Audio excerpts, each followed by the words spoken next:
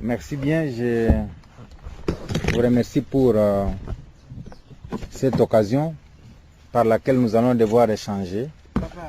Parce qu'il ne m'appartient pas à moi seul de devoir détenir le monopole des informations. Certainement qu'à travers vos questions, vous allez aussi me permettre de comprendre ce qui se passe. Mais d'entrée de jeu, je m'entretiens avec vous lorsque tous nous avons suivi que le président de la République a nommé les membres du gouvernement. Et donc, il est de mon devoir de commencer par féliciter et remercier les chefs de l'État pour la nouvelle équipe qui a presque surpris beaucoup de gens parce que c'est une équipe qui est hors du commun avec des têtes nouvelles. Peut-être avec les idées nouvelles, il a fallu aussi de nouvelles personnes. Et spécialement pour le Nord Kivu, nous tenons à remercier le président de la République parce qu'il a permis à la province d'être également représentée dans le gouvernement avec 3 personnes, notamment Célestin Vunabandi, qui est ministre du plan et du suivi de la mise en œuvre de la révolution de la modernité, mais également le ministre Jean Chrysostome Vahamouiti Mukesiaira, qui a en charge le méga ministère de l'agriculture et du développement rural. C'est aussi un des grands piliers du développement de ce pays. Mais également, la 3e personne, c'est Magui Rwakabuba, qui a été désigné comme vice-ministre à l'enseignement primaire, secondaire et professionnel. Donc pour le Nord Kivu, nous ne pouvons que nous féliciter d'avoir mérité la confiance du chef de l'État en nous accordant 3 portefeuilles au sein du tout nouveau gouvernement. Ça c'est d'un. Des 2, je sais que vous avez besoin d'être mis au courant de ce qui se passe dans la province. Parce que maintenant, ça alimente beaucoup de conversations. Qu'est-ce qui se passe? Il y a la confusion des termes entre la guerre, la rébellion, l'insurrection et l'indiscipline. Alors chacun est en train de prendre les termes qui lui plaît. Les uns parlent de la guerre, d'autres de la rébellion, d'autres de l'insurrection et d'autres de l'indiscipline. Je crois que il sera l'occasion pour moi de devoir clarifier pour que nous sachions quel est le concept que nous retenons par rapport à ce qui se passe. Est-ce une guerre? Est-ce une rébellion? Est-ce une insurrection? Est-ce une indiscipline? Nous vous donnerons nous ce que nous pensons. Mais vous savez que le président de la République a été ici le 9 avril et il a mis en place une commission. Une commission qui devait examiner tous les cas d'indiscipline qui se posent au sein de l'armée pour que ceci soit sanctionné.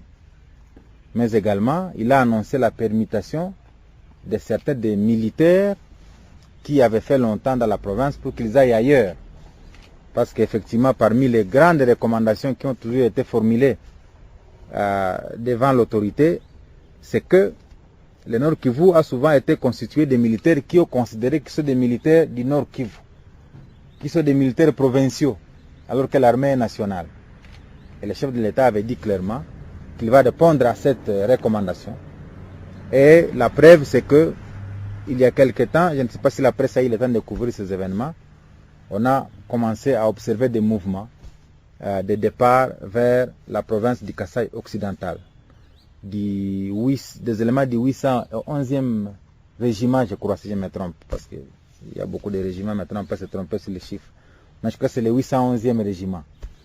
Ces éléments sont partis, du moins 1 millier de personnes à peu près, et les opérations vont devoir se poursuivre pour vous dire que désormais, il n'y a plus de militaires provinciaux, il n'y a plus de militaires du Nord Kivu.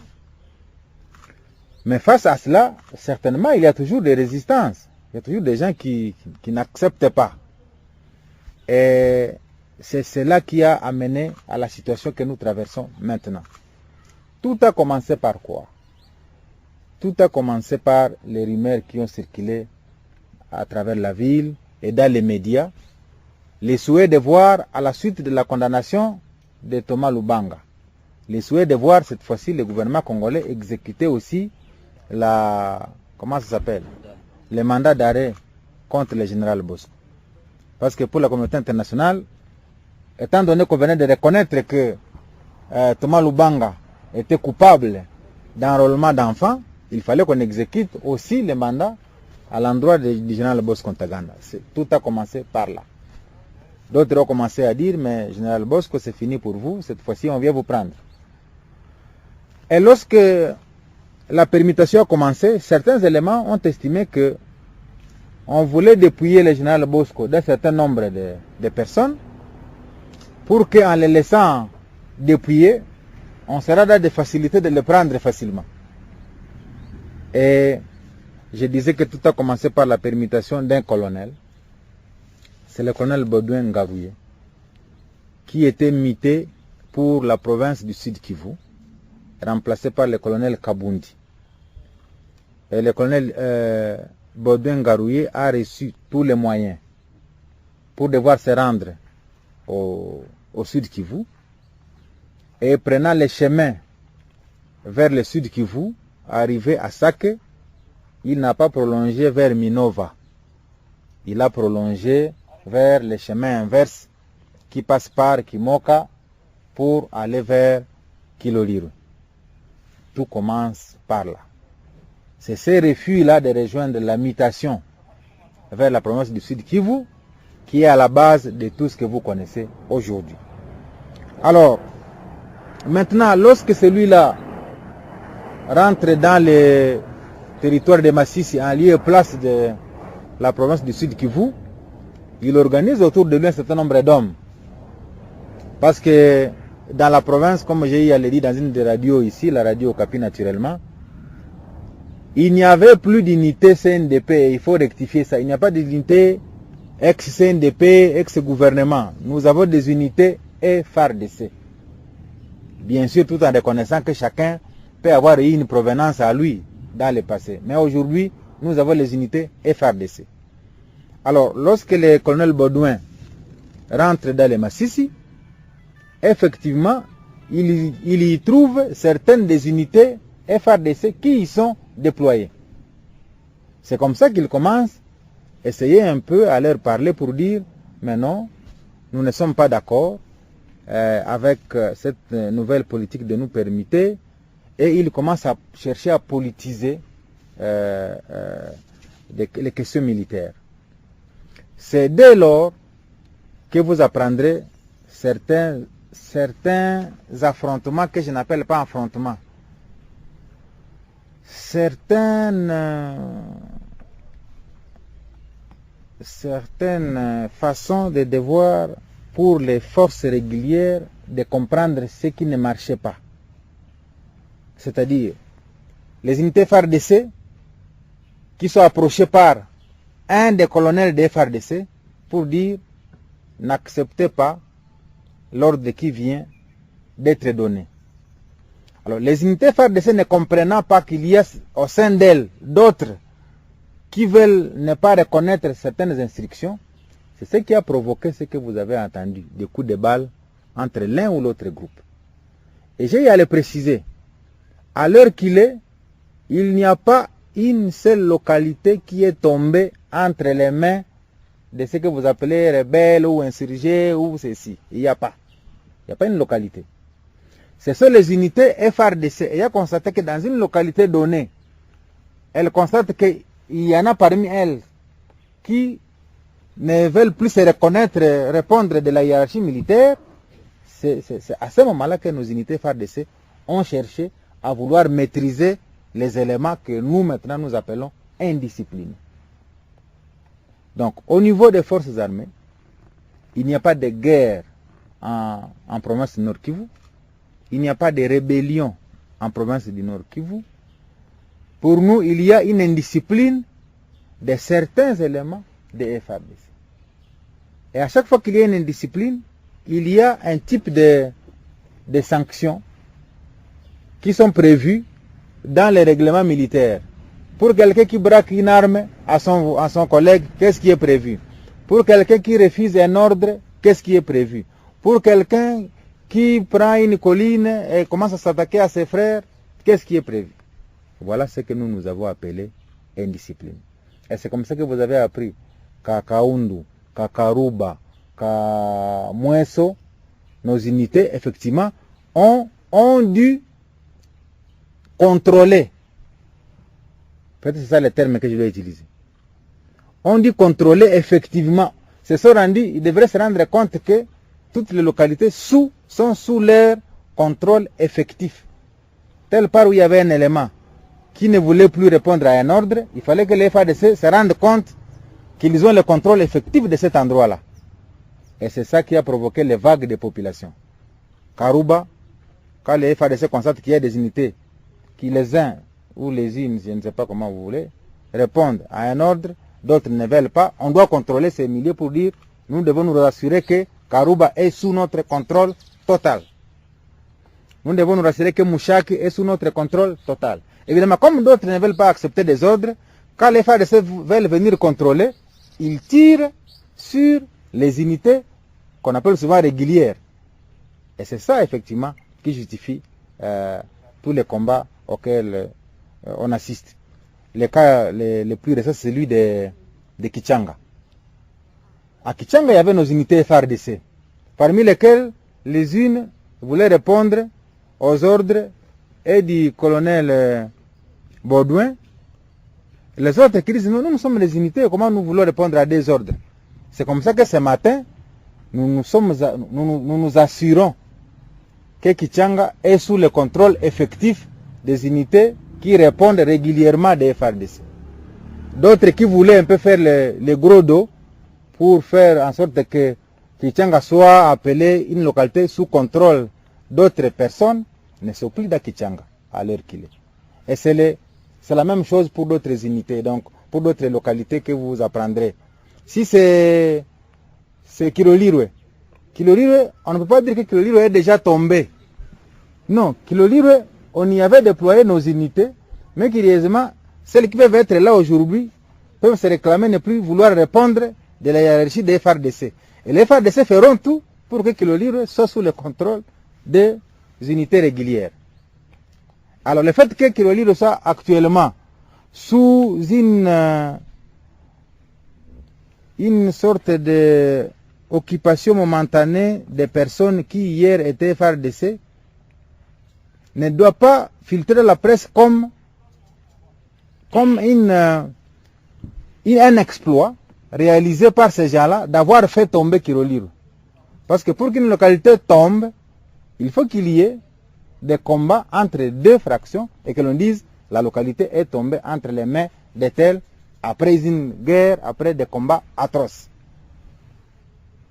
Ça, c'est la précision détail que je voulais vous donner. Alors, maintenant, pour les côtés de Massissi, c'est ça l'information. Par contre, du côté de Walikale, ce n'est pas le même cas que Massissi. À Walikale, là, c'est effectivement des groupes rebelles de Tcheka coalisés au FDLR qui attaquent nos positions. Là, c'est différent. Et là, avec la mort du colonel Chouma et Pilipili, paix à leurs âmes, il y a eu quand même un peu de non-militaires affectés. C'est tout à fait normal quand un commandant d'un secteur, c'est à l'instar d'une brigade. Un secteur, c'est une brigade à l'appellation ancienne, c'est-à-dire celui qui contrôle à peu près 3000 hommes. Quand le commandant d'une brigade meurt, et le commandant d'un régiment, un régiment qui contrôle quelques bataillons à l'intérieur, vous comprenez que ça doit affecter les troupes.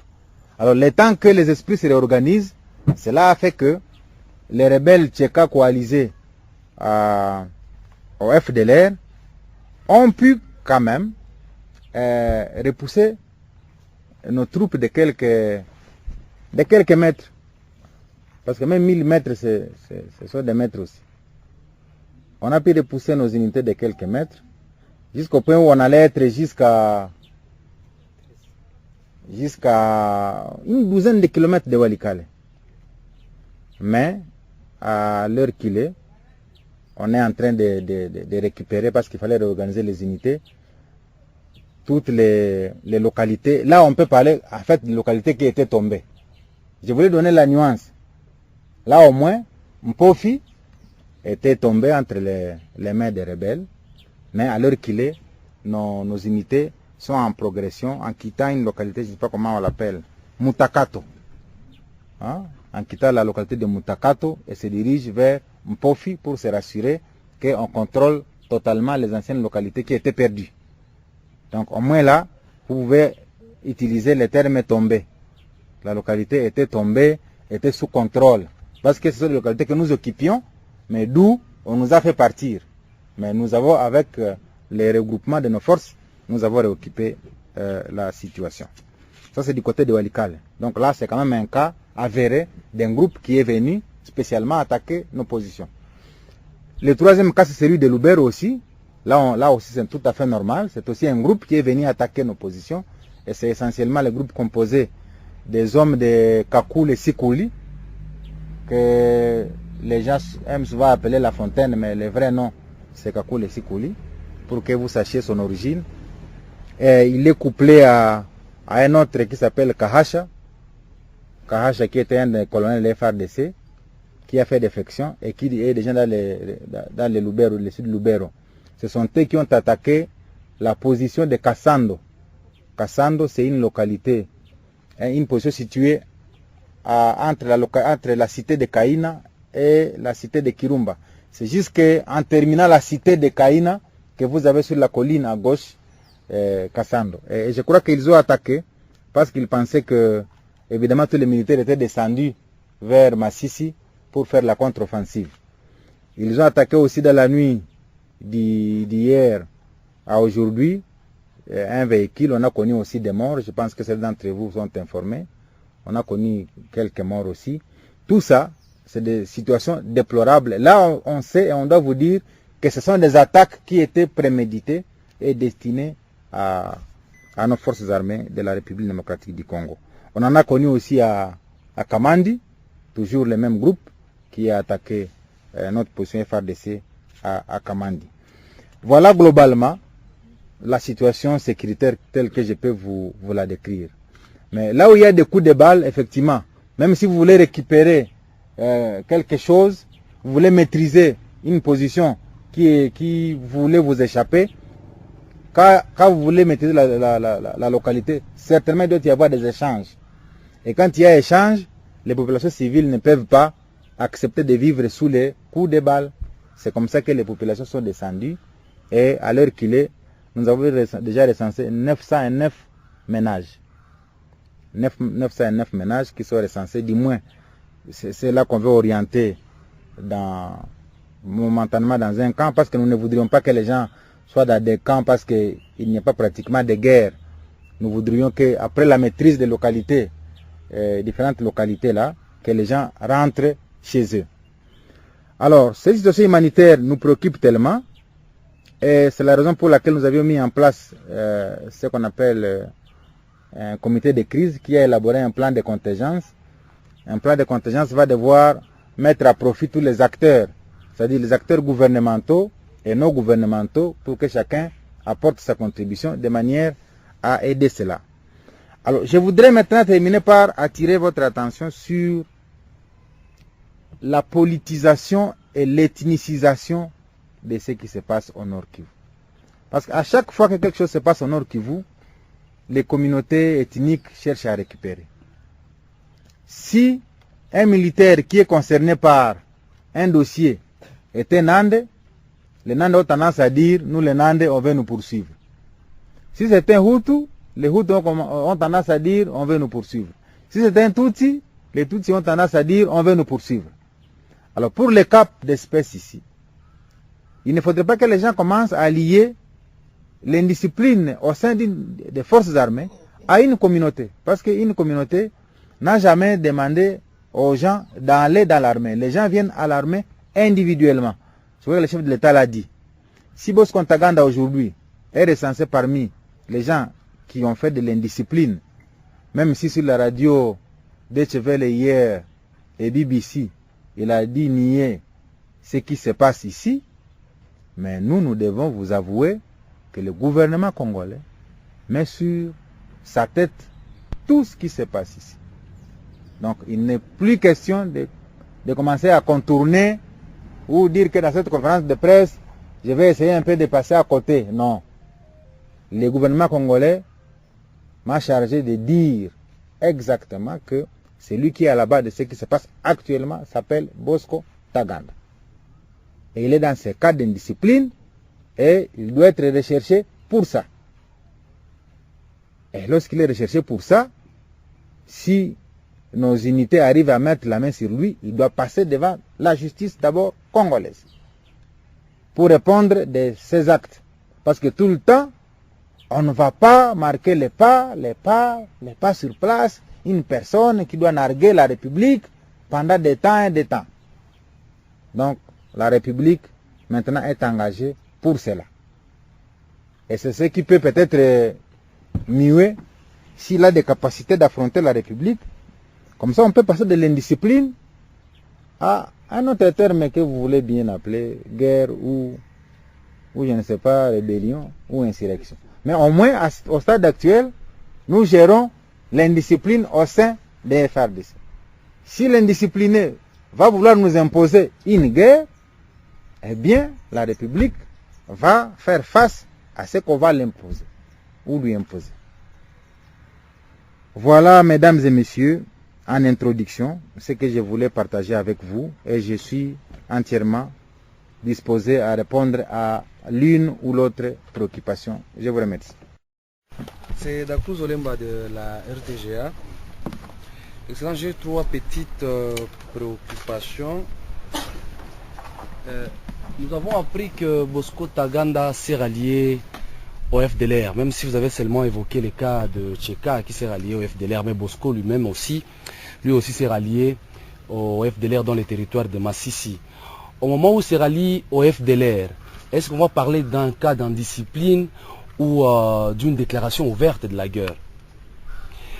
La seconde question, pourquoi toujours l'insécurité au Nord Kivu? On ne dit pas qu'il n'y en a pas dans d'autres provinces. Pourquoi seulement le Nord Kivu? Est-ce que c'est la mauvaise politique de dialogue et de lobbying qui existe entre votre gouvernement et l'armée, ou soit entre votre gouvernement et la population?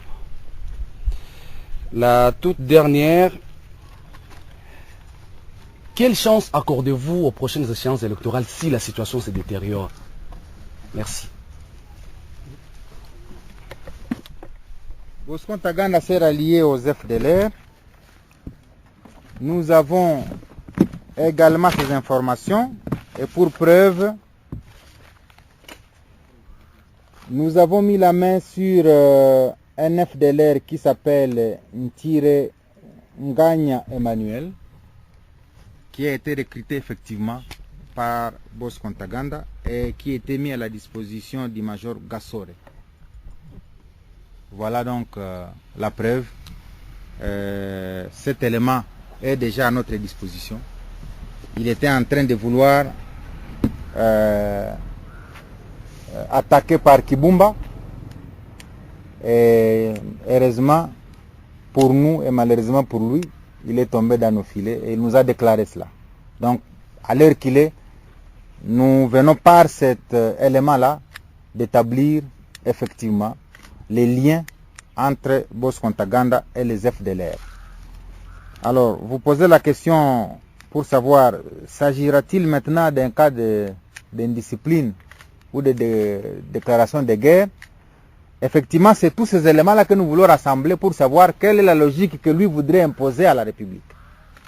Nous continuons à traiter ça d'indiscipline, mais nous attendons qu'il impose à la République une autre logique. Et lorsqu'il nous imposera cette logique-là, après avoir réuni tous ces éléments, nous allons nous adapter à la nouvelle logique. Je pense que j'ai répondu à votre question. Pourquoi l'insécurité au Nord Kivu? C'est à cause de votre gouvernement. Mon gouvernement ou bien le gouvernement central? Le gouvernement provincial. Mais le gouvernement provincial n'est vieux que de 5 ans. La guerre au Nord Kivu est vieille de 20 ans. Ou de 30 ans. C'est-à-dire que quelqu'un ne veut pas commencer à lier la guerre au Nord Kivu par la présence du gouvernement Julien Paluku. En 2004, quand Moutebousi attaque Bukavu avec Laurent Kunda, il serait plus dans le Massissi, le gouvernement Julien Paluku n'était pas en place. En 2005, lorsqu'il y a une succession d'événements ici, lorsque le CNDP est créé dans ses débuts, nous n'étions pas encore là. Donc je crois que c'est une interpellation quand même pour les enfants du Nord Kivu. J'ai eu même à échanger avec le chef d'état-major général des forces armées qui m'a posé la même question. Mais qu'est-ce qui se passe? Mais une belle région comme le Nord Kivu, il n'y en a pas ailleurs. Moi, j'ai eu le temps de sillonner presque la République. Je dois vous dire que c'est parmi les régions qui sont florissantes. On n'en a pas ailleurs. On n'en a pas ailleurs. Mais nous jouons avec notre province nous-mêmes. Ce n'est pas Joseph Kabila qui nous amène cette guerre. Post Kontaganda n'est pas originaire du Katanga. Kakule Sikuli n'est pas originaire du Katanga. Janvier n'est pas originaire du Katanga. Et tous ces autres ne sont pas originaires du Kasaï ou d'ailleurs, ce sont nos enfants. Donc cette question nous est destinée, nous tous. Qu'est-ce qui ne va pas? Pourquoi nous ne voulons pas cesser les hostilités pour que nous puissions nous développer comme les autres? Qu'est-ce que nous gagnerons dans nos histoires? Moi, je cite souvent le général Obedi. D'ailleurs, il est ici. On l'a mis à contribution pour dire, dites à vos amis qui sont ici, pour que les gens aillent à Kananga. Parce qu'il y en a qui pensaient que non, si on les amène ailleurs, on va les tuer. Dis-moi, moi je suis là, je suis un enfant du Nord Kivu. J'ai raconté le général Mustafa, il est le commandant de la base militaire de Kitona. Un garçon du sud Kivu ici. Mais c'est lui qui contrôle toute la base militaire de Kitona. Mais quand on veut imiter quelqu'un du Nord, pour aller, je ne sais pas ailleurs, non, ma tante, ou ma soeur, ou ma grand-mère. Donc cette question, elle n'est même pas destinée, elle est destinée à l'ensemble de notre population, à l'ensemble de notre jeunesse. Qu'est-ce qui ne va pas avec nos jeunes? Il y en a qui croient que rester seulement en Bois-Vignois, sur la terre, il n'y a qu'un Bois-Vignois. Sur la terre, il n'y a que Kirolirwe. Sur la terre, il n'y a qu'un Ngungu. Mais non, sur la terre, il y a d'autres choses aussi. Donc je crois que c'est un message important que nous devons destiner à nos gens, pour vraiment que l'on comprenne que même sans nous, militaires, les autres peuvent aussi nous garder. Parce qu'il y en a qui croient que s'ils ne sont pas au Nord Kivu, non, leurs frères et sœurs vont mourir. Non. Moi d'ailleurs, ma philosophie, c'est que si j'arrive à être entendu, c'est qu'on enlève tous les militaires originaires du Nord Kivu, d'ici. On les amène ailleurs. Comme ça, on nous amène d'autres personnes. Parce que c'est souvent ça. Quand il y a un cas d'indiscipline dans ton unité, tu trouves mieux d'aller te réfugier d'abord sur ta colline. Au lieu de répondre devant les instructions, tu trouves mieux d'aller rapidement, tu prends ton vélo et tu es sur ta colline. Mais si tu étais à Kikwit, tu n'aurais pas le temps de prendre ton vélo pour aller sur ta colline. Donc, je partage vraiment l'inquiétude. C'est une inquiétude que nous devons tous analyser ensemble pour dire, mais finalement, nous les enfants du Nord Kivu, est-ce que nous ne faisons pas la honte de la République? Parce que même quand nous sommes là, les autres nous disent, mais pourquoi vous nous prenez en otage? Tous les fonds, oh, opération au Nord Kivu, opération au Nord Kivu. Au lieu de construire une école, une route ailleurs, au Nord Kivu, on doit stabiliser. Mais d'autres aussi ont besoin des hôpitaux et des écoles. Il y a un jour où le reste de la population congolaise va se rebeller contre nous. Et vous ferez partie de ceux-là contre lesquels on va se rebeller, même si vous n'êtes pas des rebelles. Parce qu'on va nous associer tous à ce qui se passe dans la province. Donc nous devons ensemble essayer un peu de conjuguer nos efforts. Quelle chance nous donnons au processus? Moi, je ne vois pas ces histoires perdurer. Parce que j'ai dit, il n'y a pas de guerre. Je ne vois pas ceci perdurer pour dire que ça va nous empêcher de continuer. Non. Bon, cette fois-ci, je suis très optimiste. Mais je l'ai toujours été, je crois. Je ne vois pas quand même quelque chose qui va nous échapper ici. Surtout que ce qui est une exception, c'est que dans les présentes tentatives qu'on observe, il y a quand même au sein des groupes que nous considérons comme homogènes un refus de suivre les mots d'ordre de s'insurger contre la République. Je crois que je parle en français, je me fais comprendre très bien. Il y a un refus. Et ça, c'est très important. C'est-à-dire un groupe de journalistes, mais parmi les journalistes, il y en a qui refusent. Voilà ce qui se passe aujourd'hui. Et c'est ça qui nous donne l'impression que non, il y en a parmi nous, nos enfants qui ont compris qu'on ne doit pas continuellement, être dans une situation de non-paix. Même les communautés ethniques ont refusé, y compris la communauté Tutsi, qui a dit finalement, on risque de nous associer encore à ces choses, parce que nous aussi, nous avons quand même besoin d'apparaître aux yeux des autres comme partageant avec eux sans beaucoup de problèmes. Mais quand les militaires Tutsi s'insurgent ou créent quelque chose contre le gouvernement, la population a tendance à associer aussi même les civils de la communauté.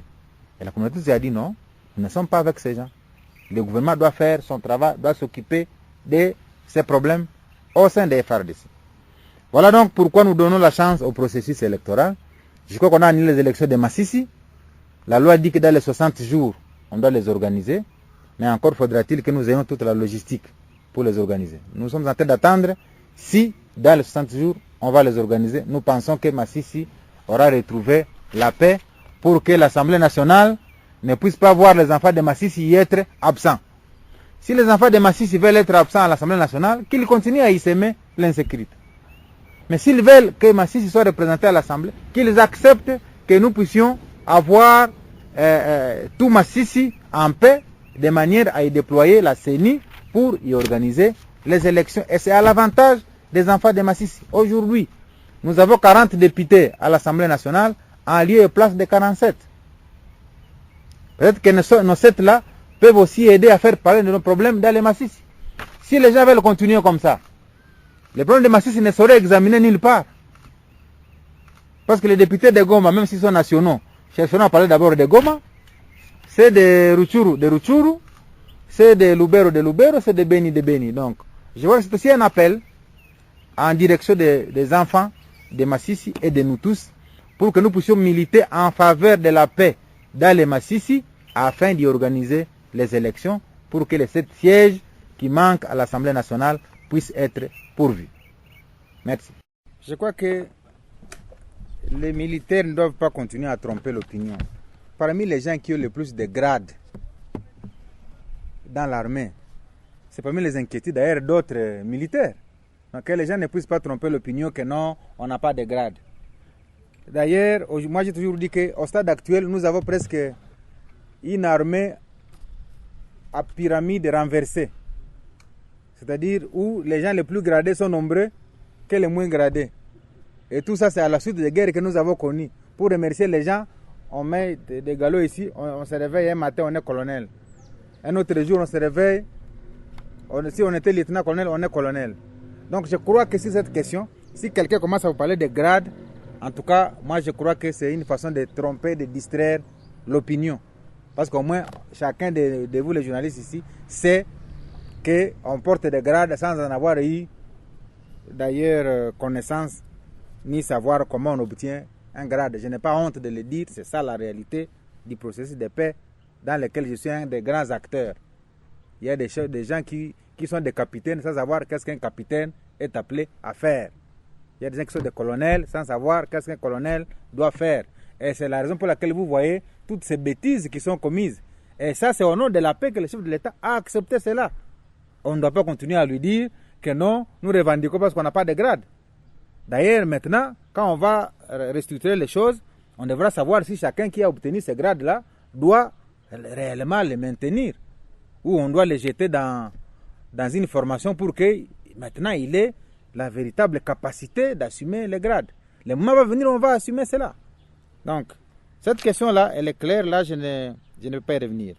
Alors, Bosco Ntaganda, où un individu est en train de mettre à mal. En fait, lui, quand il a planifié ça, peut-être nous, on n'a pas planifié cela. Et si aujourd'hui, il met à mal, il faut nous observer si nous allons continuer à accepter qu'on nous mette à mal. Moi, je crois que c'est ça. Nous sommes devant un défi. Jugez-nous sur ce que nous allons faire par rapport à ce que vous constatez avec nous. Parce qu'il n'y a pas une semaine quand même, il n'y a pas 2 semaines que ceci est en train de se faire. Je crois qu'il y a un moment où, et c'est la première fois, que vous pouvez apprendre que Kichanga est sous le contrôle total des gens qui sont acquis au gouvernement. À l'époque, c'était des gens vous demandez, ils sont mi-gouvernement, mi-autre. Maintenant, aujourd'hui, Kichanga est totalement sous notre contrôle. Karouba est totalement sous notre contrôle. Mouchake envoie, parce que Mouchake sont des collines, comme je l'explique souvent. Mouchake est dans la cité là-bas, ceux qui ont déjà été dans Mouchake. Il n'y a pas de troupes. Mais les gens sont sur des collines. Parce que sur le plan militaire, personne ne peut accepter être dans les trous de Mouchake, sinon on vous pilonne là-bas. Donc quand vous dites que Mouchake est sous contrôle de X ou Y, c'est parce que vous ne connaissez pas en fait comment se montent les opérations. Il n'y a personne qui peut rester à Mouchake lorsqu'il y a des opérations militaires. Sinon on vous pilonne là-bas parce que vous êtes en dessous. Et là, on ne va que descendre les balles sur vous et là, vous ne pouvez pas progresser. Donc, c'est la première fois aujourd'hui que nous pouvons reconnaître que maintenant Kichanga est occupé par nos forces, réellement. Parce qu'à l'époque, c'était ni chaud, ni froid. Tantôt on dit oui, tantôt on dit non. Donc, jugez-nous dans la durée pour savoir si réellement on va nous narguer jusqu'à quand. Et j'ai commencé par vous dire, la République, à partir de ce moment, a considéré Bosco avec tous ceux qui lui sont fidèles comme ayant fait de l'indiscipline au sein de FRDC. Et on est en train de regrouper tous les éléments liés à ça. Et je vous dis qu'il va passer devant la justice congolaise. Ça c'est clair. Il n'y a pas de négociation cette fois-ci.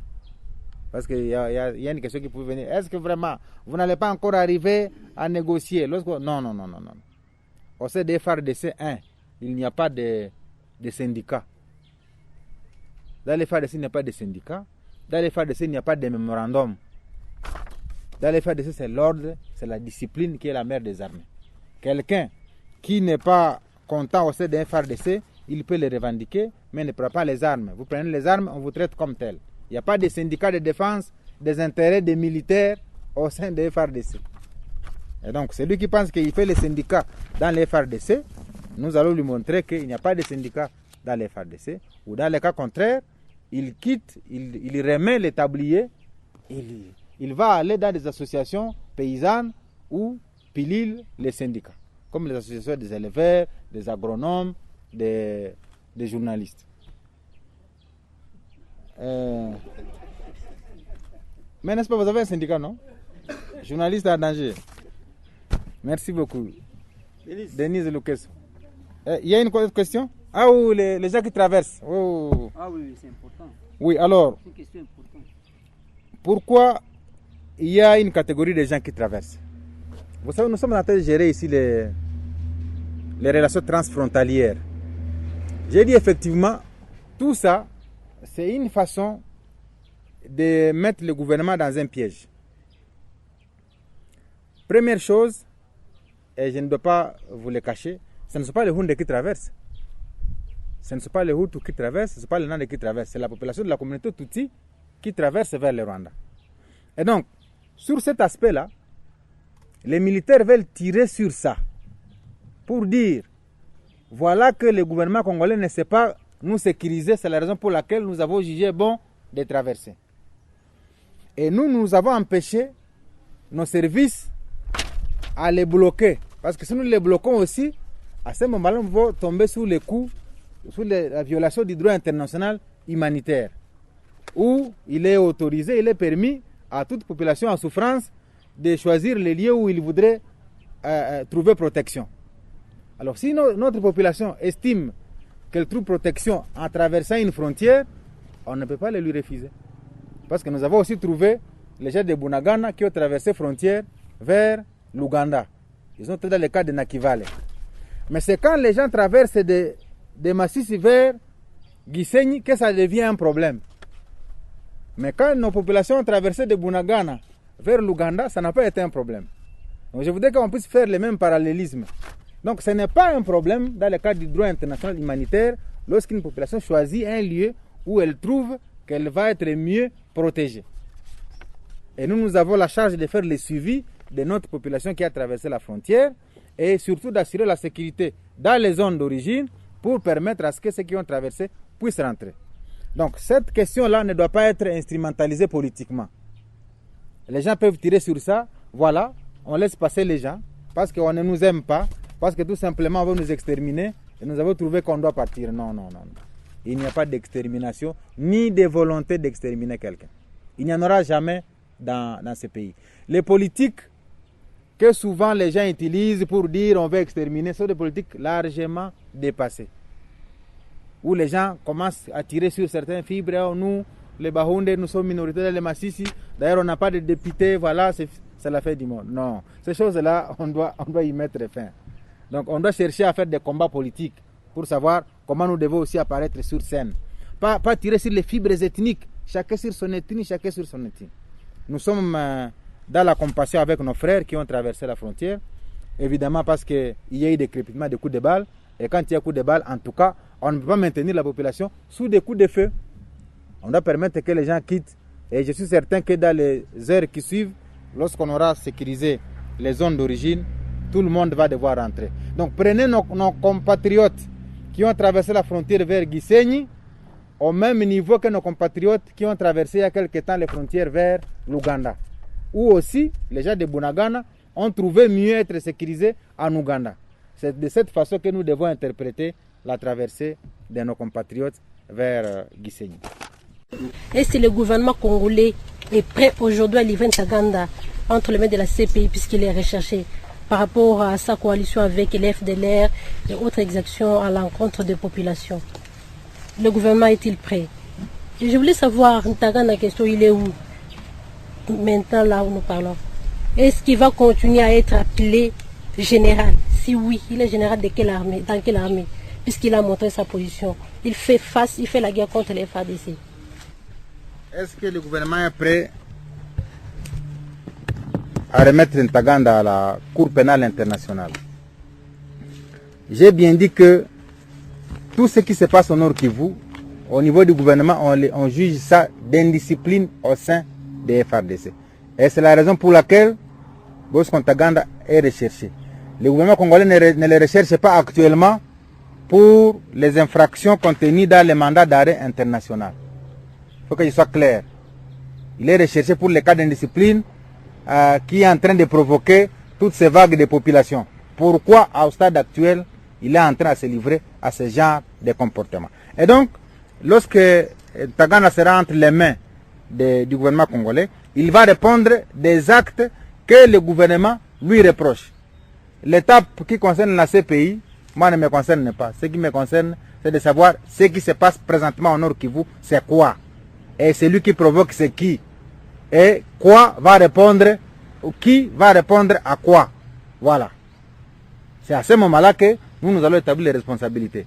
La deuxième étape, le deuxième niveau, de savoir la CPI existe, bon, ça c'est un niveau qui ne me concerne pas. Moi, je suis ici en considérant qu'il est l'auteur de ce qui se passe. On le recherche pour ça, il est jugé pour ça.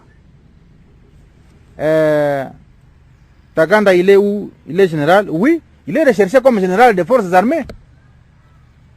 Parce que s'il devient civil, on va rechercher qui? Nous cherchons notre général, non? Donc nous cherchons le général des forces armées qui est sous le coup de l'indiscipline au sein des forces armées. Nous cherchons un général. Général Ntaganda, où est-ce que tu es? Qu'est-ce que tu fais? S'il réussit à se justifier qu'il n'a rien fait, la commission de discipline va dire qu'il n'a rien fait. Si la commission établit qu'il a fait des gaffes, eh bien, c'est cette commission qui va juger si Ntaganda a mal fait ou il a bien fait pour qu'il continue à avoir son grade de général de brigade, ou alors la commission va dire à telle infraction, on ne fait plus de celui-ci général, il devient colonel. Ou on lui enlève des grades, il passe de général à capitaine. Ça, ce n'est pas moi, ça c'est maintenant la commission de discipline qui va devoir établir les responsabilités. Voilà. Il est où? Il est dans la province du Nord Kivu. Et c'est la raison pour laquelle nous sommes en train de le chercher. Où est-ce qu'il est? Dans notre province. À Beni, à Butembo, à Walikale, à Masisi ou à Goma. Voilà. Ça fait partie des éléments sur lesquels nous sommes, des pistes sur lesquelles nous sommes. Donc me poser la question de savoir là où il est, c'est comme si nous sommes en train de plaisanter que nous le recherchons. Donc ça fait partie de la problématique à laquelle nous devons trouver des solutions. Oui. Merci, c'est Olivier Baraka de Michapi Voice TV. Olivier Baraka. Monsieur le gouverneur, parce que vous relayez le message du gouvernement, ce même gouvernement a émis un mandat d'arrêt à l'endroit de Tcheka, un mandat d'arrêt signé l'auditeur général de FARDC. Tcheka constituant un casse-tête dans le Walikale. Aujourd'hui, quelle est la position du gouvernement par rapport aussi à son arrestation? Parce qu'il constitue véritablement aujourd'hui un casse-tête dans la région. L'autre volet, c'est par rapport au déploiement même de régiments dans le cadre du processus de réforme de l'armée. On a dernièrement pris une affaire, plus de 1000 militaires qui ont quitté, je crois bien, le 812e régiment qui dirigeait le colonel Moulomba dans le Massissi. Aujourd'hui, la grande interrogation, on en est où? Parce que là où on fuit, on doit en principe couvrir. Où est-ce qu'on en est exactement aujourd'hui? Je dis ceci. 812e régiment au commandement du colonel Moulomba, on les amène à Kananga. Mais quelle est la palliative à ça? C'est dans ce sens. Merci bien. Vous avez posé la question de Tcheka. Tcheka, s'il y a déjà un mandat d'arrêt du gouvernement contre Tcheka, c'est-à-dire ce mandat ne peut être qu'exécuté. Donc au stade actuel, je vous dis que Tcheka avait pris notre localité de Moutakato, il se dirigeait vers Walikale à 12 km. On a réussi à récupérer Moutakato, on est en direction d'Mpofi. En tout cas, les instructions données aux forces armées, c'est de rechercher effectivement Tcheka aussi. Et parmi les gens qui sont recherchés. Donc là, on n'a pas tourné 4 fois la langue pour ça, pour vous dire que Tcheka est également répertorié parmi les gens qui sont recherchés, y compris d'autres personnes aussi. Ils sont nombreux à être recherchés. Alors, quel est vous faites l'imitation des gens. Est-ce que vous n'allez pas connaître peut-être des insuffisances en nombre de militaires lorsque vous faites partie des gens? Moi, je dis non. D'ailleurs, ça révèle le secret de la défense. Est-ce que la province du Nord Kivu a besoin de tous ces éléments qui y sont?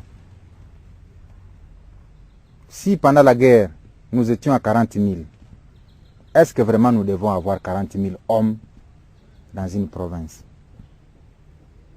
Je crois que c'est tout ça qui nous rend la vie difficile. Quand on a 800 colonels dans une ville, chaque colonel veut avoir 10 gardes-corps. Ça fait combien? Ça fait 8800. Vous comprenez? Donc je crois que quand même, la République a estimé que non.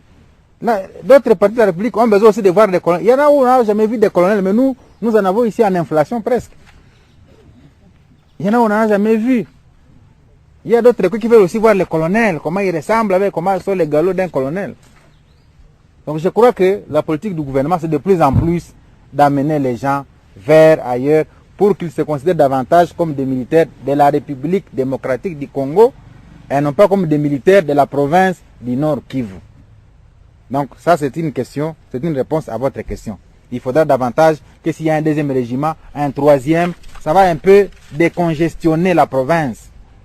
Pour permettre, à l'époque nous étions ici, il y avait, je ne sais pas, ici à la 8e Circo, à Rutshuru il y avait le capitaine Matembe, je ne sais pas, à Beni là-bas il y avait, celui qui a Bukavu, c'est qui? Il y avait Luzembo, il y avait presque 3 messieurs sur toute cette partie ici, à Goma, à Rutshuru et à Butembo, c'était tout.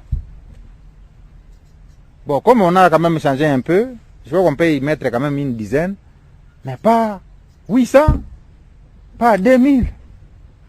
Je crois que c'est ça la politique du gouvernement, c'est davantage de permettre quand même que la région respire un peu. Umezungumzia kwamba Bosco Ntaganda yeye ndo analeta machafuko Masisi. Mwenyewe kazungumza nami jana na akasema kwamba hahusiki hata kidogo. Na yeye iko mshaki juu kidogo ya mshaki kwenye shamba lake ama ferme yake ambako serikali na wewe mwenyewe gavana unajua aliko na unajua kwa nini ama mnajua kwa nini yuko pale. Ikiwa atacheka kidogo kusema kwamba umesema kuwa yeye ndo anahusika na mambo, unaweza ukasemaje? Na pili, jamaa hapa naona hawajazungumzia swala la wakimbizi kwa sababu haya mapigano japokuwa hujayataja kwamba ni mapigano yamesababisha watu kukimbia. Nilikuwa Mgunga, kuna wakimbizi na kuna wengine ambao wamevuka Rwanda. Unaweza kutuambia ni tangu Jumatatu hivi ndo wameanza kukimbia hadi sasa, serikali yako mmefanya nini kwa kuwasaidia wale jamaa ambao wanalala nje wakati wa msimu wa mvua? Swala jingine ni kuhusu hizi operesheni za huku Masisi. Umesema kwamba Bosco Ntaganda katika operesheni zake ama harakati zake ameungana na FDLR. Unaweza kututhibitishia hilo, na je, mnazo hakikisho kwamba anahusika na wale jamaa? Na hao wakimbizi wa Rwanda mnapanga wakimbizi wa Kikongomani ambao wamevuka mpaka hapa Gisenyi kwenda Rwanda, mna mpango gani kwa ajili ya kuwatembelea na kuwasikiliza na kuhakikisha kwamba labda pengine mnaandaa harakati za kurudisha usalama katika vijiji vyao ili waweze kurudi nyumbani na kuishi nyumbani kama Wakongomani wengine? Asante sana.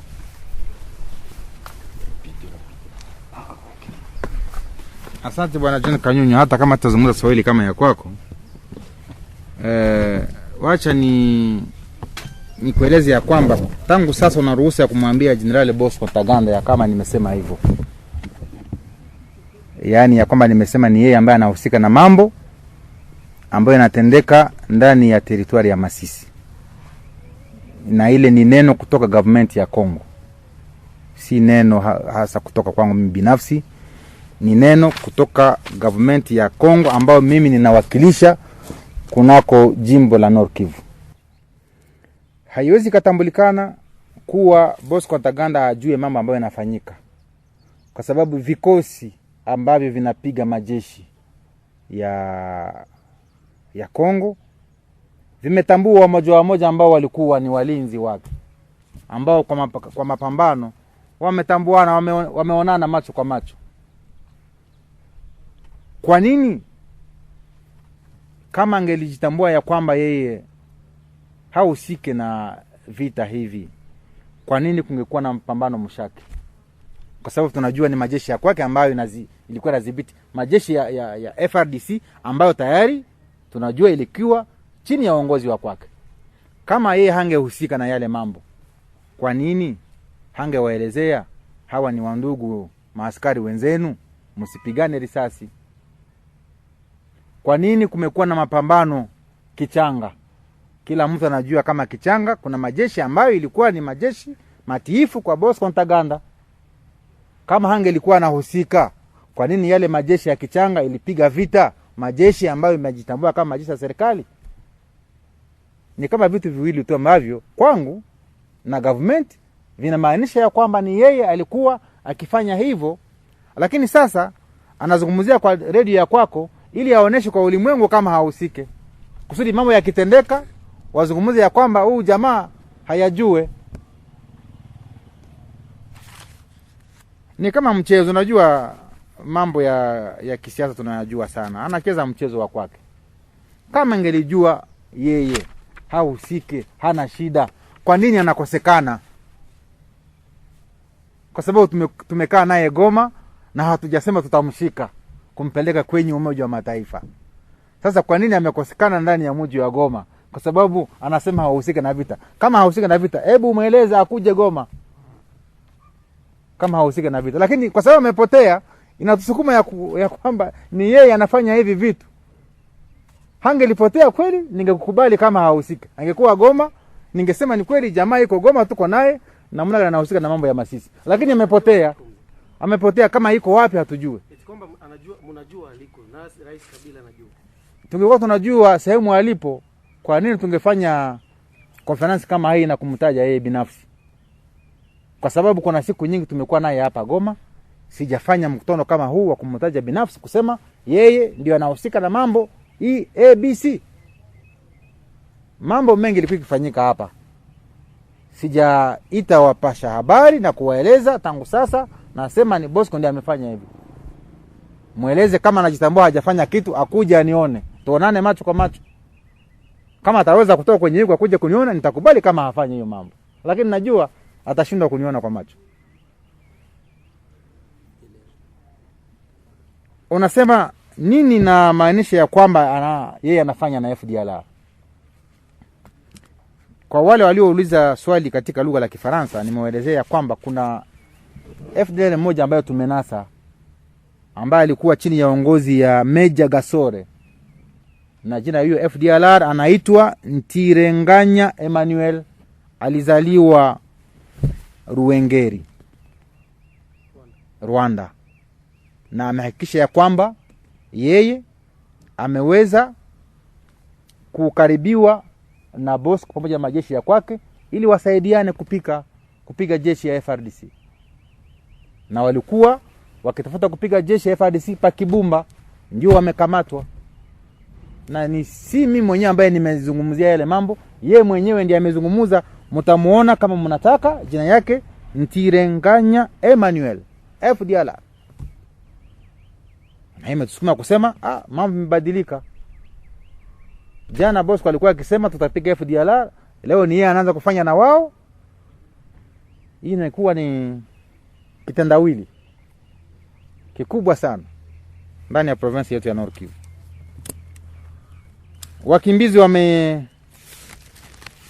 Wakimbizi wameingia sijui Mugunga, wengine wameenda. Nini mmefanya? Nguvu zetu kwa kweli si za kuletea sana wakimbizi chakula. Nguvu zetu kabisa ni kuweza kuchunguza namna gani wakimbizi warudi haraka kwao. Tukaanza kufungula makempi hapa, hata watu kutoka Goma watakuja kuingia ndani ya zile kempi, kwa sababu tunajua experience ya zamani imetuonesha makempi zilikuwa nyingi hapa. Kuna watu ambao walikuwa ni watu wa Goma. Ndio unaona tunafuatilia ile jambo na siasa kidogo, lakini waziri ambaye anahusika na mambo ya ndani amejielekeza huko, wamewatia fasi fulani na tayari wameanza kupata maji, sababu katika ukimbizi kitu kikubwa kwanza ni maji. Chakula inaweza ikafika baadaye, lakini kitu kikubwa kwanza ni maji. Sehemu tumewatia, tumehakikisha ya kwamba wamepata maji. Na tumefanya mkutano na wale ambao wanahusika na kuhudumia wakimbizi, ili kila mmoja, unajua wale watu ambao wanakuja kutusaidia wana pesa nyingi zidi ya wakimbizi. Kwa hiyo tumewaelezea pesa ambazo mnazo kutusaidia, hebu wakati ndio yeye ya kutusaidia. Na nawaza yeye anajua mambo mengi kuhusu wakimbizi. Mpango gani tunao kuhusu wale wanaoenda Rwanda? Kwanza nitafafanua ya kwamba wakongomani ambao wanaenda Rwanda ni kawaida ya sheria ya Umoja wa Mataifa kwa kila mtu ambaye katika ukimbizi anaona ya kwamba hana usalama. Ni kawaida kwa kila mtu kuweza kuchagua ni wapi anapenda ajielekeze. Nilipana mfano katika lugha la Kifaransa za wale wakimbizi ambao walikuwa Bunagana wakati wa vita, walijikuta sehemu watapata usalama ni Uganda, wakaenda Uganda. Na vile vile wale waliokuwa katika mtaa wa Masisi wameona sehemu watapata usalama, wavuke mpaka waende Rwanda. Kwa hiyo isikue tena chanzo cha mambo ambayo watu wataanza kuzungumzia kwa urefu kama imekuwa mambo ya kipolitiki ama kutafuta tu kutopendelea sehemu ya watu fulani. Hapana.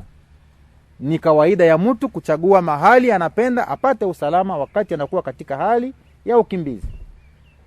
Kwa hiyo siku zijazo nawaza vile tulivyofanya mbeleni, ujumbe utaenda kuwatembelea kujua wako wapi, lakini kwa sasa tunawasiliana na wenzetu kutoka Rwanda kwa sababu ni wao wanawakamata ili wawapeleke sehemu wanataka. Katika sheria za kimataifa, kama mkimbizi amevuka mpaka, hayuko tena chini ya madaraka ya nchi ambamo ametoka. Iko chini ya madaraka ya Umoja wa Mataifa ambao unahusika na wakimbizi na nchi ambamo amefika. Kwa hiyo hatuwezi kwa sasa kusema tuendelee kufuatilia mkimbizi na kuangalia amepita wapi Rwanda. Hapana. Sheria za Umoja wa Mataifa zinatukataza. Watu wasende kuwadanganya kusema unaona wale watu tangu wakimbizi wamevuka mpaka hawawafuatilii. Hapana. Sheria zinatukataza kuenda tunawafuatilia wakimbizi ambao wamevuka mpaka, kwa sababu sisi sote tumesaini mkataba wa kusema kama mkimbizi amevuka mpaka, wewe taifa ambalo mkimbizi amefikia ndani umshughulikie. Kwa hiyo wandugu zetu wanashughulikia na nchi yetu ya Rwanda pamoja na Umoja wa Mataifa ambao wanahusika na wakimbizi. Nawaza ni hiyo ndio lengo letu kubwa. Lengo letu kubwa ni kuhakikisha ya kwamba usalama umerudi katika maeneo walipotoka. Kama wametoka Sake, kama wametoka Kiroliro, kama wametoka Mushaki, kama wametoka Karuba, kama wametoka sijue Ngungu, tutahakikisha kama usalama umerudi. Sasa hii umesikia majeshi ya kwetu tumefika Kichanga. Yaani sasa hii mwenyewe ni mkimbizi kutoka Kichanga anaweza karudi. atuelezee atarudi namna gani. Kama na lazima ya gari, tutampa gari ili arudi. Kama ulikuwa Karuba, utueleze, tutakurudisha Karuba, kwa sababu Karuba saa hii iko chini ya uongozi wa jeshi la kiserikali. Ni yale ambayo naweza kuzungumzia katika lugha la Swahili, hata kama mimi sijui Swahili kama lile la kwako. Asante. Raphaël Piongi de Jonction. Excellence. J'ai 3 petites questions. La première, c'est par rapport à un communiqué que vient de publier un parti politique, en l'occurrence le CNDP, dans lequel il est clairement dit que Bosco Ntaganda reste un officier des forces armées de la République démocratique du Congo, et dans lequel aussi le même parti politique soutient fort curieusement que Bosco Ntaganda ne serait pas, n'aurait aucune responsabilité liée à tout ce qui se passe dans ce que le même communiqué insinue comme une mutinerie au sein de forces armées de la République démocratique du Congo. Excellence, quel commentaire avez-vous à faire par rapport à ces communiqués? La deuxième question, c'est en ce qui concerne les armes, la circulation d'armes en province du Nord Kivu. Excellent. Si ma mémoire est bonne, tous les ex-mouvements rebelles avaient procédé à une remise obligatoire de leur armement et munitions à une structure qui était à l'époque organisée au niveau du gouvernement de transition. Et si ma mémoire est encore bonne, les RCD n'ont jamais remis les armes de guerre. Où sont alors la question? Donc, la question c'est là, où sont alors, Excellence, si vous pouvez m'édifier, où sont passées les armes que les RCD, d'abord l'AFDEL donc, suivi des RCD, a exploité pendant tout le temps qu'a duré la guerre ici. Et la dernière, il y a 3 ans, Excellence, on a parlé, on a fait une forte médiatisation de ce qu'on a qualifié à l'époque la réhabilitation de la zone neutre entre la ville de Kisenyi et la ville rwandaise de Kisenyi, je m'excuse, et la ville de Goma, sous votre gestion. Mais ça fait 3 ans qu'on n'en parle plus. Mais de plus en plus, il y a des bruits selon lesquels cette zone-là, qui est dans certains milieux extrémistes de Goma et de Kinshasa, qu'on qualifie aujourd'hui de bandes de Gaza, cette zone-là sert aujourd'hui au trafic, à un trafic intense d'armement de guerre. Êtes-vous au courant? Si vous n'êtes pas au courant, quelles dispositions allez-vous prendre, Excellence, pour que cette zone neutre soit réhabilitée afin de sécuriser et le Rwanda et votre province, le Nord Kivu? Je vous remercie, Excellence. Merci. Vous me parlez d'un communiqué qui a été publié. Mais je relève une contradiction si réellement ce que vous dites est vrai. Lorsque c'est dans ce communiqué, il est dit Bosco Ntaganda reste un officier de FRDC.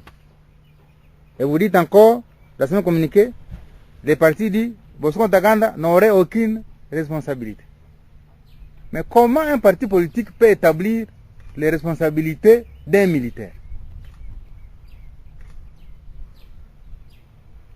Voilà la grande contradiction. Donc, à vous de gérer la contradiction comme presse. Donc, moi, je ne pense pas qu'un parti politique ait la compétence de juger de la responsabilité ou non des militaires au sein des FARDC. Et il aurait dit se limiter, ce parti politique, à dire que Bosco Ntaganda, c'est un officier des FARDC. Et ce qu'il fait n'engage que les FARDC. Mais quand à ajouter que le Bosco Ntaganda n'a aucune responsabilité, là ils sont en train de prendre parti en faveur d'un élément des forces armées de la République. Et là c'est trop tendancieux.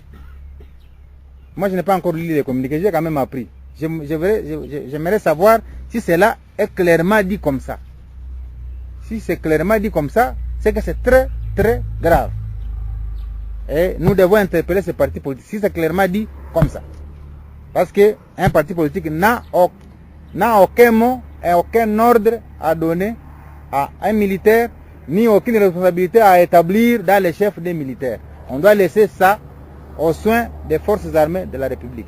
Je voudrais qu'on produise les documents avant que je n'interpelle les partis politiques, qui doit cesser de se mêler dans les affaires militaires. Tout parti politique, pas seulement le CNDP, tout parti politique doit cesser de se mêler aux affaires militaires. Voilà les commentaires que j'ai à faire. Alors, vous avez dit qu'il y a une forte circulation d'armes ici dans la région. Vous affirmez que le RCD n'a jamais remis les armes. Non, parce que c'est une affirmation gratuite. Parce que, logiquement, lorsque en 2003, on est entré dans la transition, logiquement, on suppose que tous les mouvements rebelles qui occupaient l'Est ont rendu leurs unités avec leur logistique aux forces armées de la République. C'est une supposition. Maintenant, si par hypothèse, il y en a qui ont caché derrière eux quelque chose, ça c'est un travail à faire. On doit fouiller cette information-là. Mais on suppose que et les RCD, et les RCD KML, et les RCD national, et les MLC, tous ont remis leurs armes au niveau de la structure unique lors de la transition. Maintenant, ça ne peut pas empêcher que des gens aient cru qu'ils pouvaient laisser derrière eux quelque chose, pas seulement à Goma, peut-être aussi ailleurs.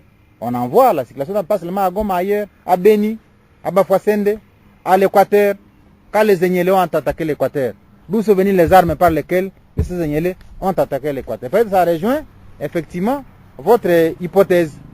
Mais à l'heure qu'il est, on ne peut pas dire que le RCD n'a pas remis ses armes, non. Logiquement, et devant toutes les chaînes, on a dit que le RCD a mué du mouvement rebelle en parti politique.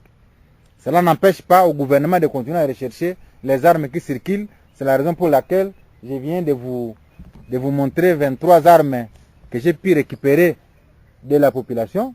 Et ça fait 161 armes que je viens de récupérer en déjà, je crois, 60 jours. C'est moins de 60 jours. C'est autour de 30-45 jours. 121 armes. Donc ça montre que les armes sont en circulation dans la région. Peut-être que c'est une question qui va nécessiter qu'on puisse l'approfondir pour savoir qu'est-ce qu'on peut encore faire pour nous rassurer que nous tous enfants du Nord Kivu, nous avons libéré vraiment les armes. Nous les avons remises au niveau de ceux-là qui ont la charge de les détenir. Alors, on a fait la médiation de la zone neutre qui est devenue la bande de Gaza-Selovu, qui devient un haut lieu de trafic d'armes. Bon, je n'ai pas cette information. Comme vous êtes de la presse, vous nous aidez à avoir les informations, je n'ai pas de commentaires à faire. C'est une information que vous me livrez, que ça constitue aussi un haut lieu. Moi, je savais que ça constitue un haut lieu de trafic de minerais. Mais comme ça change, ça n'est plus les minerais, ça devient les armes, nous allons remettre cette question aux services spécialisés pour qu'ils puissent s'en occuper. Parce qu'on ne peut pas négliger une question comme celle-là. Je n'ai donc pas ici la prétention de commencer à vous donner des réponses par rapport à ça, parce que vous m'informez. Et si nous devons considérer que c'est un haut lieu de trafic d'armes, et les autorités rwandaises et nous devons commencer à échanger nos informations par rapport à ça. Parce que ces armes ne sont pas seulement préjudiciables à nous, elles peuvent l'être aussi pour les Rwandais. Et donc c'est une très très bonne question. Il faudrait nous approcher hors micro pour nous dire comment vous avez appris. Comme ça nous pourrions faire le suivi. Primo Pascal Rudaigwa, correspondant de la Voix de l'Amérique pour le programme français. Excellence, Monsieur le Gouverneur, j'ai comme l'impression que depuis des années, il n'y a pas de volonté à vouloir éteindre le feu dans la région et particulièrement au Nord Kivu. Il y a quelques années, il y a eu des accords avec Bosco Ntaganda par rapport à la question de la guerre quand Laurent Nkunda a été pris au Rwanda. Bosco Ntaganda a maîtrisé les ex-militaires CNDP au compte de l'armée gouvernementale. Il y a eu les accords d'Ihoussi. Et d'un coup, le chef de l'État arrive, il oublie tout ça et il suspend les opérations à Manileo. D'abord, les opérations ont été suspendues, Excellence, sans aucune mesure d'accompagnement. Et les conséquences, c'est ce que nous vivons aujourd'hui. Par rapport aux accords du Houssi. Hier, c'était Bosco Ntaganda. Aujourd'hui, c'est le colonel Innocent Kahizi qui prend la relève. Quelle garantie avez-vous qu'avec ce qui est en train d'être fait aujourd'hui, tous ces jeunes gens-là, qui en majorité sont des Tutsis, seront réellement divisés parce qu'on a la tendance qu'on est en train de les diviser? Ça, c'est la première des choses. Deuxième des choses, est-ce que tout cela n'est pas lié à tous les problèmes fonciers insinués dans le même accord du Houssi? On fait semblant aujourd'hui de résoudre un problème, mais on ne fait que couvrir le feu avec du cendre. Et pour terminer, je ne suis pas encore satisfait de la réponse que vous donnez par rapport à Ntaganda, sa transmission à la CPI. Que ce soit vous, que ce soit le chef de l'État, vous êtes en train d'esquiver cette question. Pourquoi c'est l'excellence? Je vous remercie. Merci beaucoup, M. Primo Pascal. Quand vous dites qu'il n'y a pas de volonté d'éteindre les feux, ça c'est très grave, Primo. Mais la volonté est là. Quand les gens rentrent en brousse, vraiment c'est à cause de nous, c'est l'absence de notre volonté. Parce que j'aurais bien voulu que Bosco Ntaganda arrive, que vous lui posiez la question de savoir, mais monsieur, pourquoi vous disparaissez? Vous êtes resté ici pendant 2 ans, personne ne vous suit dans ce que vous faites, même bêtises s'il y en avait. Il fallait quand même, vous qui, je sais que les journalistes, vous avez les numéros de tout le monde et on ne vous a jamais cherché pour ça. Hein?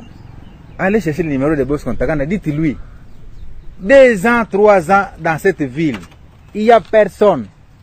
Qu'est-ce qui le pousse à disparaître d'un coup? C'est ça. Parce que sa disparition, qui est à la base de tout ce que nous reconnaissons ici. Quand il a disparu, maintenant d'autres qui sont mités au sud du Kivu, ils disent non. Ils prennent les véhicules avec tous les moyens, arrivés à ça que ils bifurquent. C'est à lui de poser la question. Vraiment, cette volonté-là, cette absence de volonté, c'est notre chef ou c'est dans le chef des autres? Alors, il est vrai que Bosco Ntaganda nous a aidés. On n'en a pas nié dans les accords, dans les ceci. On a signé les accords du Houssi de mars 2009. Le chef de l'État arrive, d'un coup, il suspend les opérations. Non. Un chef de l'État ne peut pas venir d'un coup. Il n'a pas rêvé dans la salle en train de dire, bon, je suspends ici les opérations. C'est une histoire qu'il a planifiée.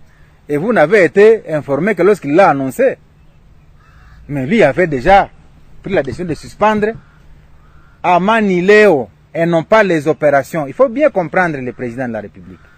À Manileo, c'était une structure qui était pilotée par un général-major, à côté d'un général de brigade qui est le commandant des régions militaires. Le chef de l'État a suspendu la structure là, qui est presque double dans une région militaire, pour confier désormais toutes les opérations à la seule région militaire. Voilà comment il faut comprendre. Les opérations ne sont pas suspendues, c'est la structure à Manileo qui est suspendue pour laisser à la seule région militaire les soins de s'occuper de tout ce qu'il y a dans la province. Alors, les mesures d'accompagnement, on ne les a pas prises, non? Toutes les questions militaires, on ne doit pas les discuter devant la presse. Qu'est-ce que le ministère de la Défense a prévu? Qu'est-ce que l'État-major général a prévu? Ça, c'est... Quand, par exemple, on est en train de faire partir les unités, mais on ne s'est pas réveillé comme par génération spontanée et dire les unités partaient au Kanang, disons au Kassai occidental. Non. Sinon, comment on aurait l'avion? Ça a été planifié. Donc, on suspend l'opération à Manileo et on commence à faire quoi? À rapatrier les unités qui étaient dans cette structure-là qui s'appelait à Manileo. Voilà donc pourquoi il fallait clarifier ça.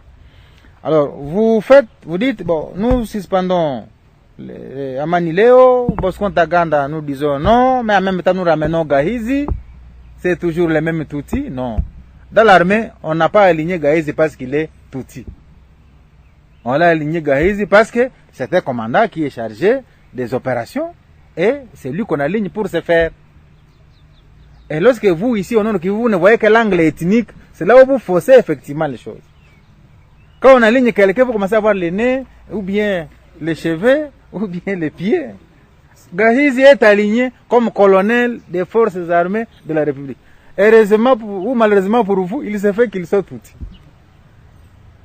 Mais heureusement pour les FARDC, c'est un commandant des opérations. Donc, il n'y a pas à s'alarmer à la suite de ça. Alors vous dites, mais est-ce que lui aussi, après avoir mené des opérations, demain, il ne va pas encore tourner et nous revenons à la case de départ? C'est ça la question, l'interrogation. Bon, comme nous ne sommes pas Dieu, nous ne savons pas ce qui va arriver demain, nous nous fions à ce que nous nous planifions comme gouvernement. Alors la question de Bosco Ntaganda, c'est comme si nous sommes en train d'esquiver. Lorsque je revenais de New York, j'étais invité dans les studios de Radio France Internationale. C'était dans une édition de 20h30 par Nathalie Amar, qui m'a posé une question sur Bosco Ntaganda. J'ai répondu. J'ai dit, l'infraction d'Ntaganda s'appelle en droit une infraction imprescriptible. L'imprescriptibilité d'une infraction dit ceci. C'est-à-dire, il n'y a pas de durée et de délai pour une infraction. L'infraction ne peut s'éteindre qu'à la mort de la personne qui est concernée par l'infraction. C'est ça, je ne suis pas juriste. Je vois qu'il y a des juristes ici qui peuvent me compléter. Mais je crois que c'est ça. L'infraction est éteinte à la mort de la personne. Mais aussi longtemps que la personne n'est pas morte, l'infraction demeure. Donc avec ou sans Julien, au Nord Kivu, l'infraction demeure. Donc pour nous, nous estimons que le gouvernement a estimé que ce qui se passe au Nord Kivu est susceptible quand même d'infraction contre la République. Amener les gens à traverser vers le Rwanda, au risque de nous mettre dans des conflits encore interethniques inutilement, on oppose les unités au sein des forces armées. C'est ça l'infraction pour les moments que le gouvernement est en train de poursuivre. Et on doit rechercher Bosco pour répondre de ça. Si la CPI profitera de ça pour dire, mais comme vous l'avez déjà entre vos mains, est-ce que vous pouvez nous l'envoyer? Ce n'est pas à moi de le confirmer. Ça sera une autre étape. Mais nous, on dit, répondez des actes pour lesquels nous souffrons, nous, population du Nord Kivu.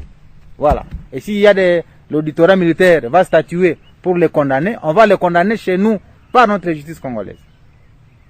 C'est comme ça. Et ce n'est pas moi qui le dis, le chef de l'État l'a dit ici d'ailleurs, à Youssi. Et quand on dit ça, il ne faut pas craindre pour dire, comment le gouverneur dit, il parle de ça. Est-ce qu'il n'a pas peur? Non, non, non, non. Je parle au nom de la République.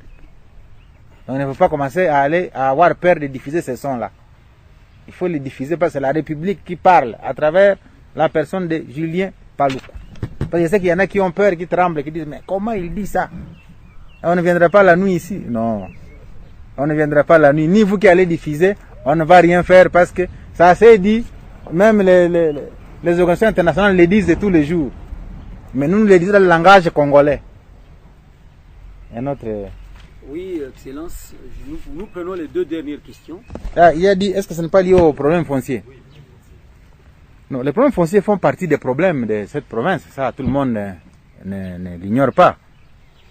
Il y a des problèmes dans les Massissi, des problèmes dans les Lubero, des problèmes dans les Rutshuru.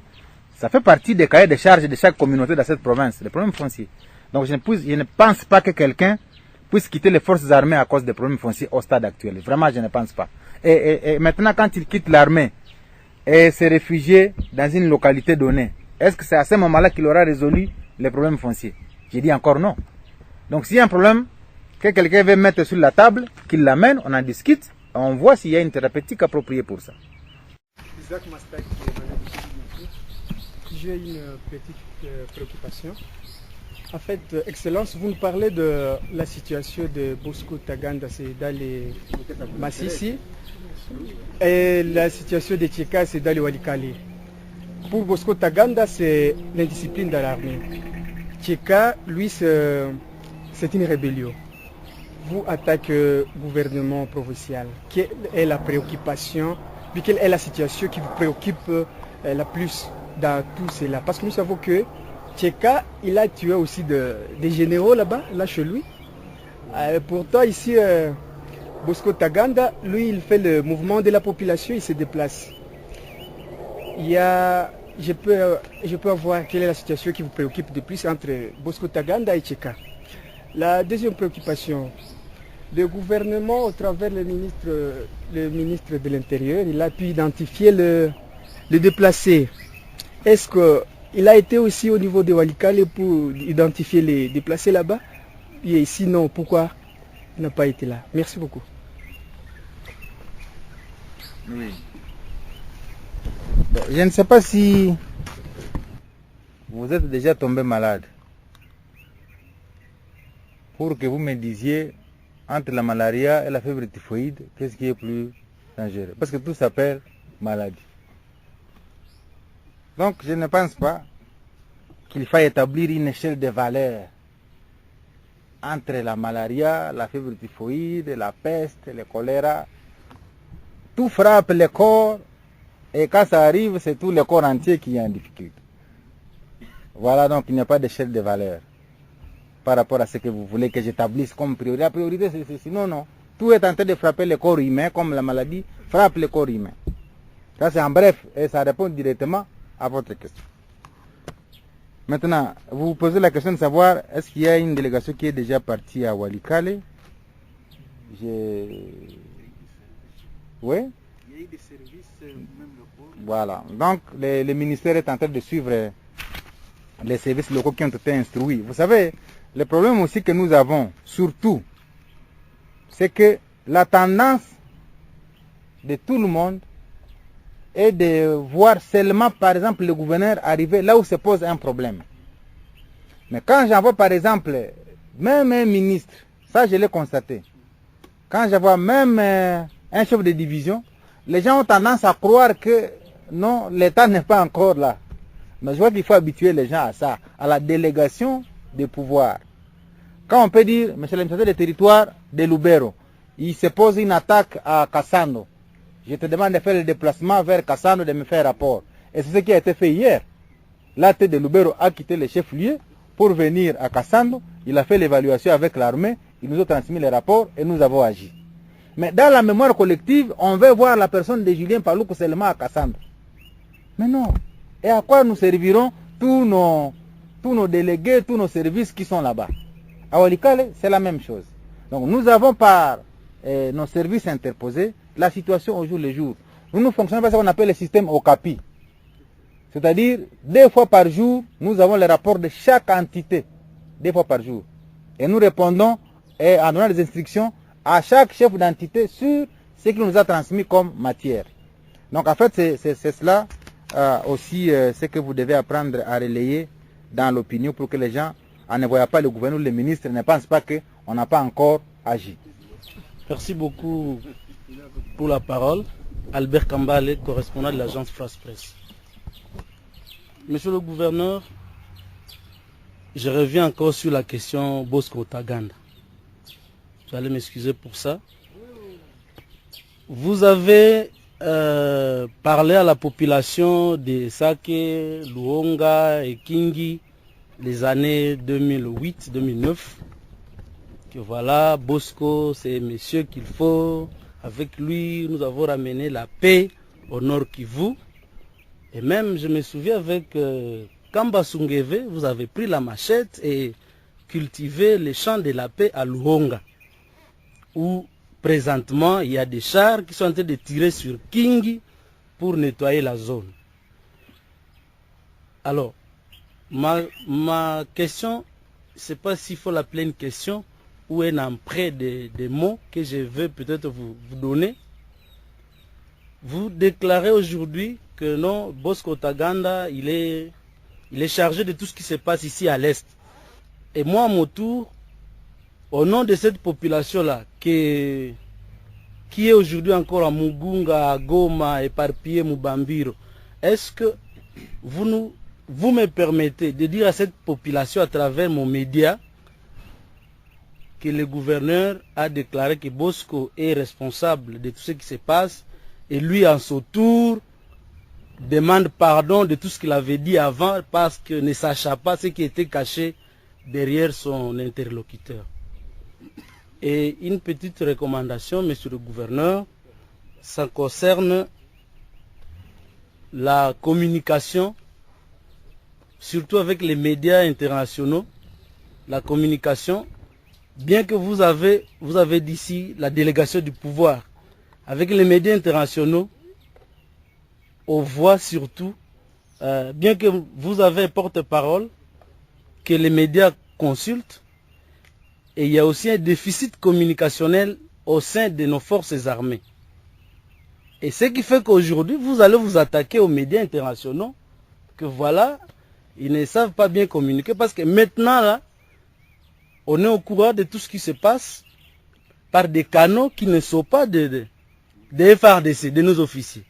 Le général Mayala injoignable, le colonel Padir injoignable, et le reste. Et maintenant, nous vous demandons, qu'est-ce que nous, parce qu'avant tout, nous sommes Congolais, avant d'être correspondants ou journalistes pour des chaînes internationales. Merci. Lorsque vous posez votre question, vous entrez en contradiction avec la logique même de la société. Parce que vous-même aujourd'hui, heureusement que vous ne l'êtes pas, lorsque il vous arrive de voler, cela est-il la faute de votre papa? Parce que votre papa, en vous laissant évoluer de la société, en tout cas, il ne vous a jamais soufflé un seul instant, un mot à l'oreille pour dire qu'il faut voler. Lorsque vous parlez de que je suis allé à Sake, à Luhonga, à Kingi, il fallait même aller plus loin. Je suis même allé rencontrer Laurent Kunda, où j'ai donné l'histoire du bal des chauves. C'est-à-dire les chauves se sont rencontrés, les gens sans cheveux. Et que ils ont fait la fête en disant quand même, nous sommes déjà suffisamment âgés, il faut quand même que nous fassions la fête comme Lusenge là-bas. Et il y a un monsieur qui s'est introduit avec Raphaël ici. Il y a un monsieur qui s'est introduit dans la fête. Parce qu'il a trouvé que là on allait manger des mayonnaises. Alors il a rasé. Et lui il a rasé avec la lame. Et quand la fête était très succulente, les gens ont dit non, non, on doit continuer. Ils ont continué le deuxième jour. La fête était très bonne le troisième jour. Et au quatrième jour, comme l'autre avait rasé, les cheveux ont commencé à pousser. C'est là qu'ils ont trouvé que ce monsieur, il est en train de fêter avec nous, regrettant que nous sommes en train de mourir le lendemain, alors qu'il n'a coupé que ses cheveux. Donc,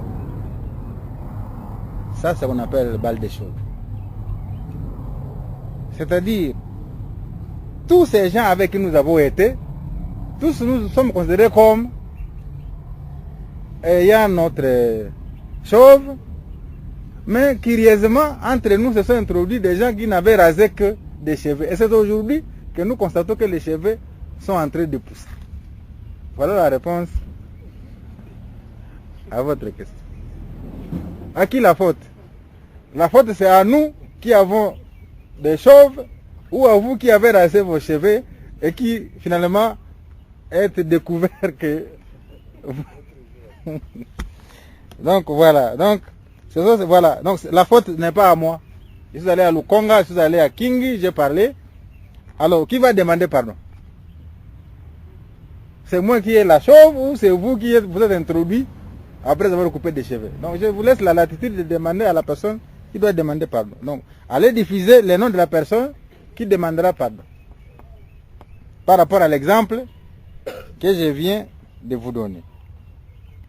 Alors, les déficits de communication. Un autre exemple, c'est aussi, Jida était un apôtre, hein?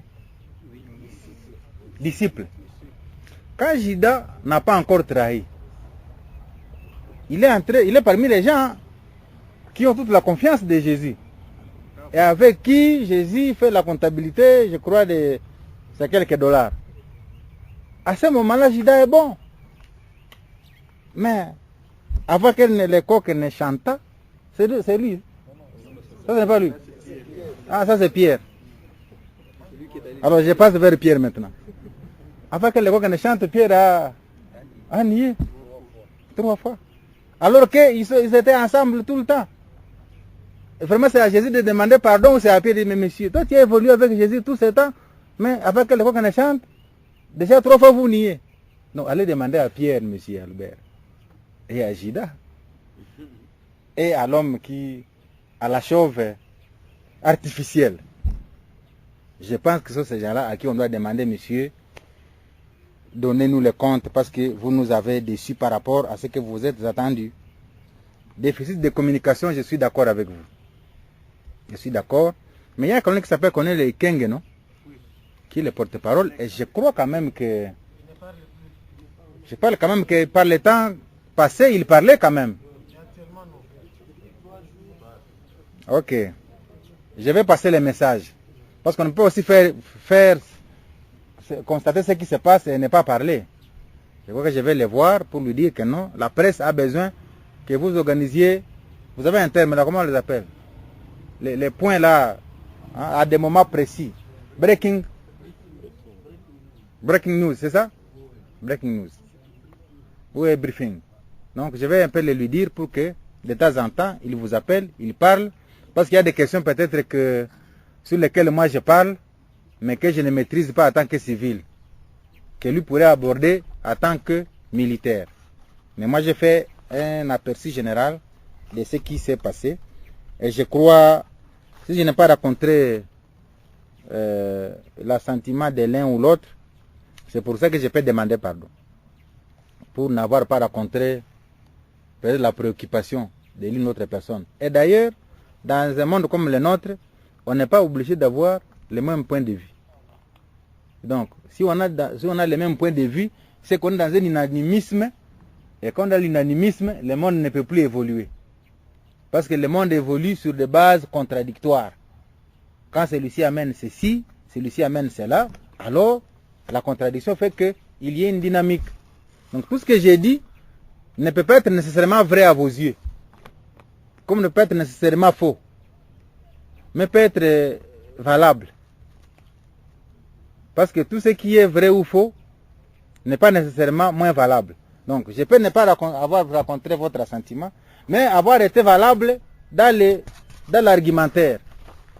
Et donc, ce que je vous dis, c'est un point de vue officiel, et que donc lorsque vous le diffusez, vous n'aurez en rien gêné la République. Et le président de la République disait, à un moment donné, j'ai bien retenu ce que vous m'avez posé comme question, mais je vous demande aussi de retenir et de n'aller diffuser que ce que j'ai dit. Et ne pas ajouter d'un seul iota une phrase que je n'ai pas évoquée ici. Ou de ne pas commencer à vouloir donner une signification à un mot. Si vous avez une difficulté à trouver une signification à un mot, autant revenir encore chez moi et dire qu'est-ce que vous vouliez dire par ceci. Ça va être beaucoup plus bénéfique que de commencer à me donner une signification que moi je n'ai pas donnée à un concept quelconque.